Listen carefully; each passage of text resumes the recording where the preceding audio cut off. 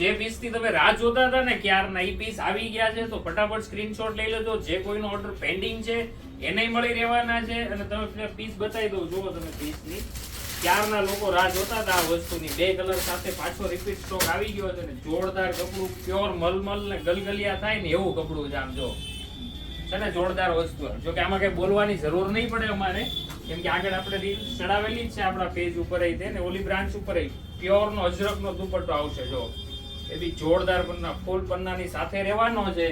ફટાફટ સ્ક્રીનશોટ પાડી લેજો ને કોને કઈ સાઈઝ હોય છે એ ફટાફટ કહેતા જાજો.